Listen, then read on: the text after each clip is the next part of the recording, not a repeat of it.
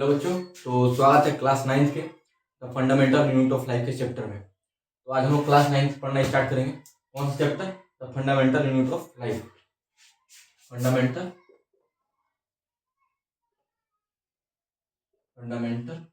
Unit of life,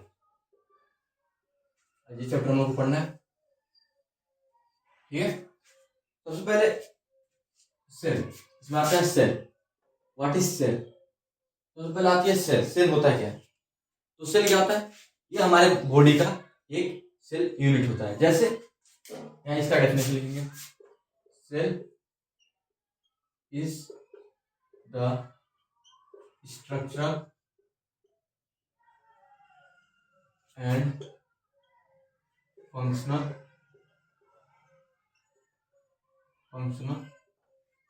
unit of life. Cell is the structure and functional unit of life. सबसे पहले unit, cell क्या है?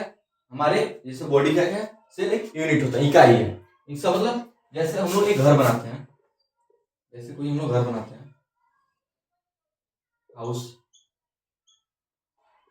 वो BRICS को मिला के बनता है, बहुत सारे ब्रिक्स को मिला के। एक ब्रिक्स को क्या कहा गया यहाँ पे? यूनिट। क्या कहा गया? यूनिट। उसी तरह एक ऑर्गेनिज्म है, उसका बॉडी कैसे बना है? बहुत सारे सेल से मिलकर बना है।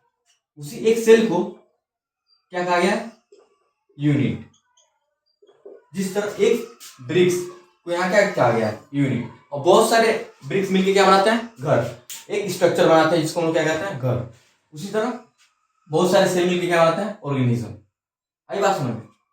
नोट करिए इसको। Cell is the structure and functional unit of life.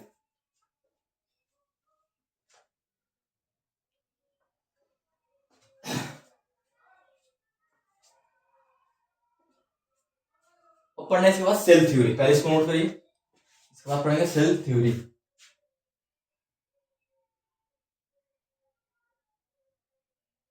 चलिए आगे बढ़े, चलिए आगे बढ़ते हैं।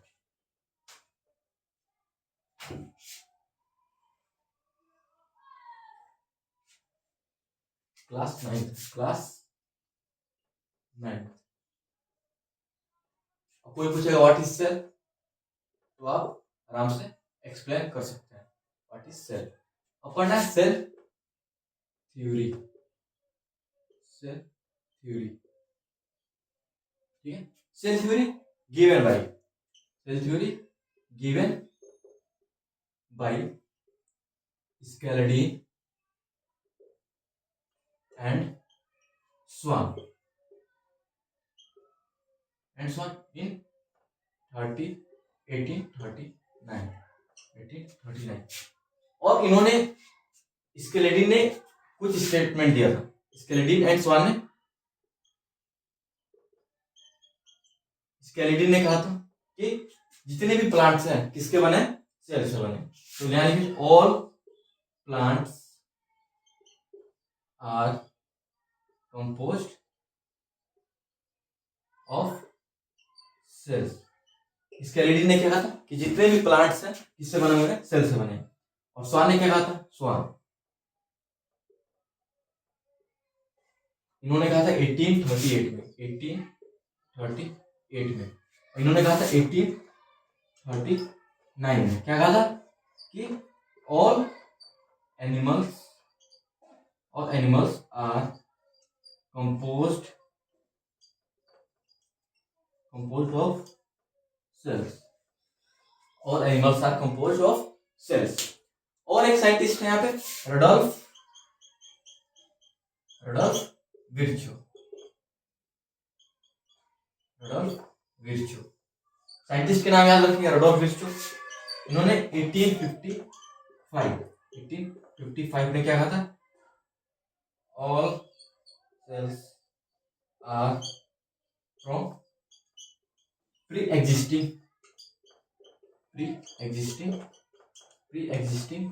ones। क्या होता है इसमें?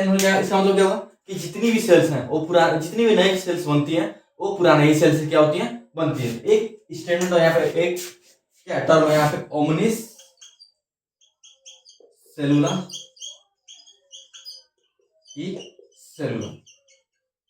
इसको याद रखेंगे, किसने दिया था, रडोल्फ विर्चो ने। किसने दिया था, रडोल्फ विर्चो ने।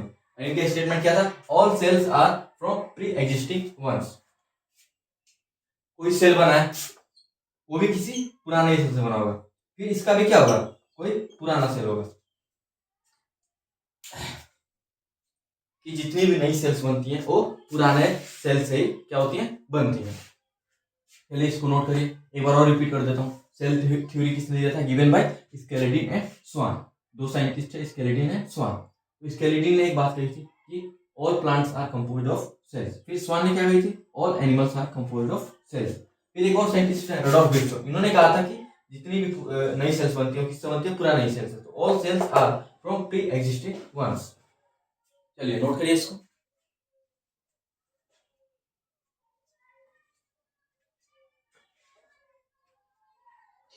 स्क्रीनशॉट ले लीजिए। अपन है classification of organism on the basis of cells. कि सेल्स के पास नंबर ऑफ सेल्स कितनी है, कितनी सेल की संख्या है, उस बेसिस पर हम लोग ऑर्गेनिज्म को क्या करेंगे, डिवाइड किया है। चलिए आगे बढ़ते हैं। सेल थ्योरी में पढ़ चुके हैं।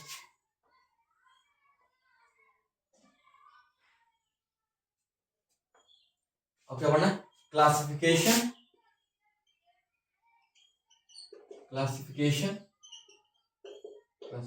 Of organism on the basis of number of cells. हम लोग नंबर ऑफ सेल्स, सेल की संख्या पे क्या किया, क्लासिफाई किया, किसको, ऑर्गेनिजम्स को। तो यहां क्लासिफाई होते हैं दो में, एक होता है यूनिसेलुलर, एक होता है multi cellular organism, multi cellular.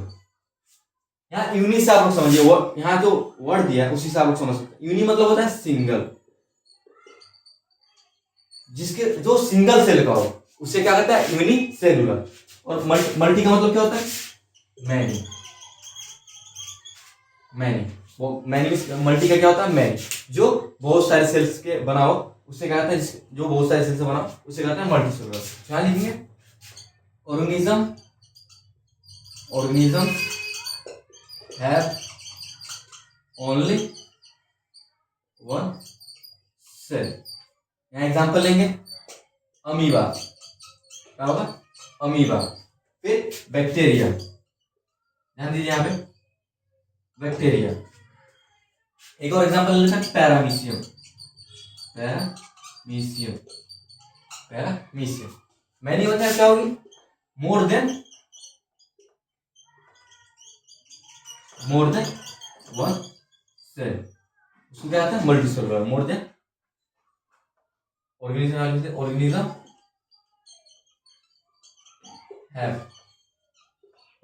Have more than one cell. इसका एग्जांपल प्लांट्स एंड एनिमल्स। हम लोग बने हैं लाखों करोड़ों सेल्स मिलके हम लोग का बॉडी क्या हुआ बना हुआ है। और यहाँ पे अमीबा, बैक्टीरिया, पैरामीशियम जो सिंगल सेल के होते हैं, इसलिए इन लोगों का आ गया यूनिसेलुलर। चलिए इसको नोट करिए, फिर आगे बढ़ते हैं।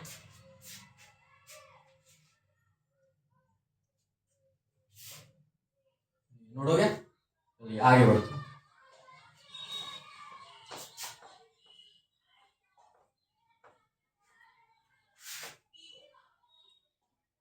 अब पढ़ेंगे, एक सेल लेंगे, प्लांट सेल लेंगे, प्लांट सेल।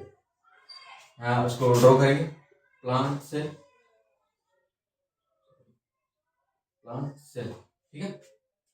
ये अपर लेयर है, एक इनर लेयर, ठीक है, इनर लेयर। फर्स्ट लेयर ये कौन सा है, upper layer, cell wall. Inner क्या होता है, सेल मेम्ब्रेन, मेम्ब्रेन, इसको कह सकते हैं प्लाज्मा मेम्ब्रेन भी कह सकते हैं, प्लाज्मा मेम्ब्रेन। इसके अंदर क्या क्या होंगे, इसके अंदर क्या क्या हो सकते हैं, इसके अंदर होगा न्यूक्लियस, न्यूक्लियस क्या होगा, न्यूक्लियस। न्यूक्लियस, न्यूक्लियस क्या होता है, जैसे हमारे बॉडी को कंट्रोल कौन करता है, ब्रेन, उसी तरह न्यूक्लियस क्या करता है, सेल को कंट्रोल करता है। न्यूक्लियस क्या करता है, control cell, control cell. Nucleus क्या करता है, कंट्रोल सेल। इसमें अलग अलग तरह के क्या होंगे, ऑर्गेनेल्स भी होंगे, ऑर्गेनेल्स, जैसे क्लोरोप्लास्ट, माइटोकॉन्ड्रिया, और भी ऑर्गेनेल्स क्या होंगे, इसमें होंगे, क्योंकि ये प्लांट सेल है तो इसमें क्लोरोप्लास्ट हो गई। ठीक है, अब पढ़ेंगे सेल वॉल के बारे में। सेल वॉल क्या होता है, पहले इसको नोट ड्रॉ कर लीजिए, ज्यादा डीप में नहीं जाना क्योंकि क्लास 9 का लेक्चर चल रहा है, तो ये हम लोग को पढ़ना है सेल वॉल, सेल मेम्ब्रेन, उसमें कुछ active transport, passive transport, diffusion, osmosis के बारे में जानेंगे। चलिए इसको ड्रॉ करिए।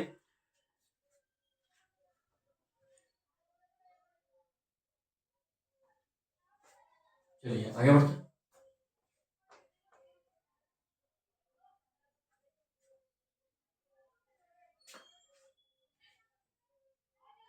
सेल वॉल,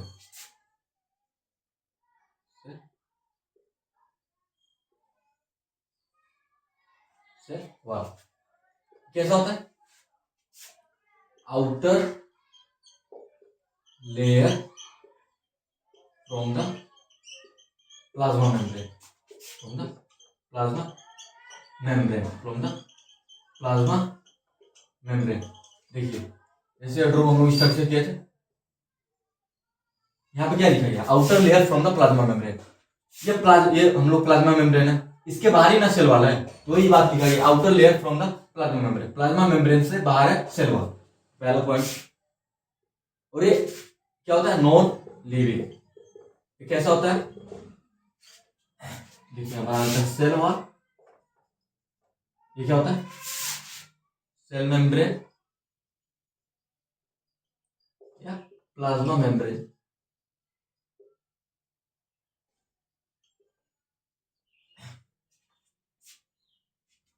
और प्लांट सेल जो होता है, प्लांट सेल वाला होता है, किसका बना होता है, सेलुलोज, किसका बना होता है, सेलुलोज, बात लिख लेंगे, सेलुलोज से बना होता है, याद रखेंगे, किसका बना होता है, सेलुलोज, सेलुलोज। प्लांट सेल जो होता है, प्लांट सेल वाल जो होता है, किससे बना होता है, सेलुलोज।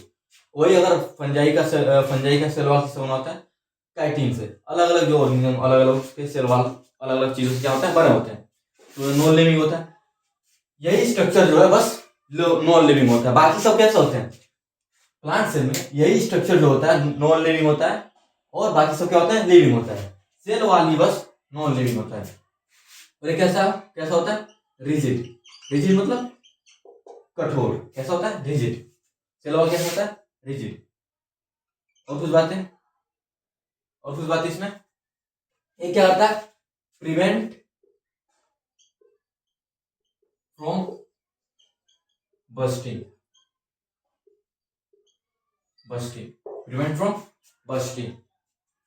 जैसे मान लीजिए तो इस सेल में क्या होगा, पानी खूब ज्यादा भर जाए तो क्या होगा, बस्टिंग, फटने से क्या होता है, बचाता है सेल वाल, ठीक है, प्रिवेंट फ्रॉम बस्टिंग। और क्या होता है, सेल वाल क्या देता है, प्रोवाइड स्ट्रक्चर, प्रोवाइड स्ट्रक्चर। चलिए इसको नोट करिए, बात याद रखेंगे, सेल वाल के बारे में याद रखेंगे। और कुछ बातें सेल मेम्ब्रेन के बारे में जानेंगे, चलिए पहले इसको नोट करिए।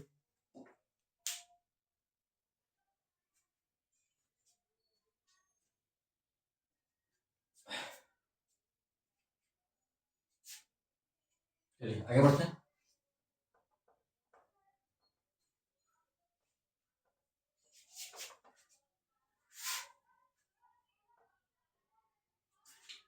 सेल मेम्ब्रेन या plasma membrane, plasma membrane, cell membrane के बारे में पढ़ते हैं। ये कैसा होता है, इनर टू द सेल, कैसा लेयर होता है, एकदम इनर होता है, इनर टू द सेल।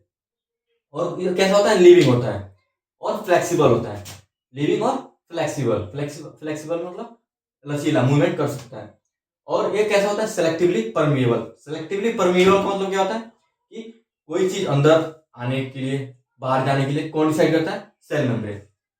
कोई भी अलग चीज आएगा तो कौन डिसाइड करेगा कि अंदर आएगा कि बाहर जाएगा, सेल मेम्ब्रेन और प्लाज्मा मेम्ब्रेन भी कह सकते हैं। तो इसको कहा जाता है ऑल्सो कॉल्ड सेलेक्टिवली परमिएबल। क्या लिखेंगे, सबसे पहली बात क्या, inner to the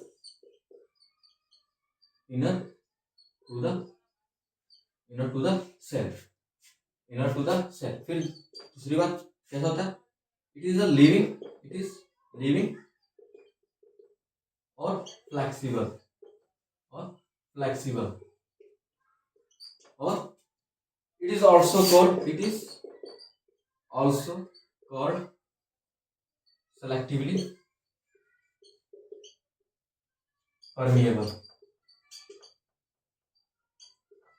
selectively permeable क्यों कहा गया कि कोई भी चीज सब्सटेंस अंदर आएगा वो कौन डिसाइड करेगा, सेल मेम्ब्रेन, प्लाज्मा में। अंदर बाहर कौन सा सब्सटेंस आना है जाना है कौन डिसाइड करता है, सेलेक्टिवली परमिएबल ये डिसाइड करता है। इसीलिए सेल मेम्ब्रेन करता है, इसलिए कहा गया सेलेक्टिवली परमिएबल। ठीक है, चलिए इसको नोट करिए। और किसका बना होता है, made up of lipid and protein. चलिए नोट करिए इसको।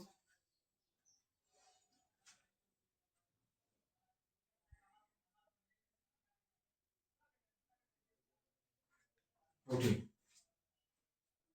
चलिए आगे बढ़ते।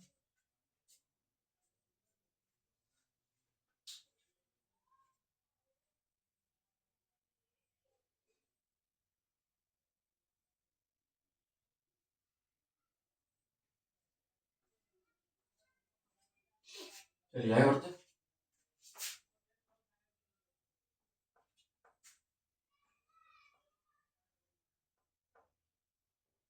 अपन ने transport across the cell membrane.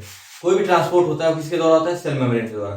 कोई चीज अंदर आनी है, कौन सी चीज बाहर जानी है, तो कौन डिसाइड करता है, सेल मेम्ब्रेन। यहाँ पढ़ना है transport across the cell membrane. दो तरीके से होती है, ट्रांसपोर्ट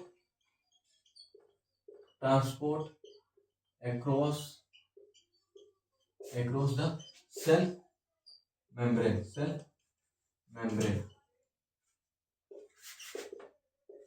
कौन से होते हैं, passive transport and active transport. Passive क्या होता है, अगर सब्सटेंस का transfer high concentration to low concentration हो तो क्या होता है, पैसिव ट्रांसपोर्ट। एक्टिव ट्रांसपोर्ट क्या होता है, जो लो कंसंट्रेशन से ट्रांसफर के साथ लो कंसंट्रेशन से हाई कंसंट्रेशन की तरफ, तो क्या होता है, एक्टिव ट्रांसपोर्ट। यहाँ लिखेंगे substance move from high concentration to low concentration।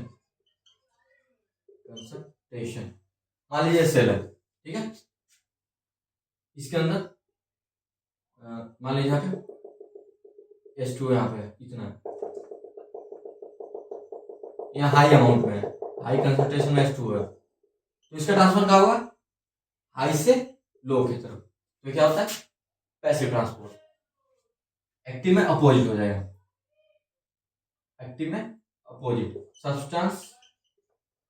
Substance move from low to high concentration, बिल्कुल अपोजिट, ठीक है, लो से हाई की तरफ जाएगा। मान लीजिए लो है तो किधर होगा, हाई की तरफ।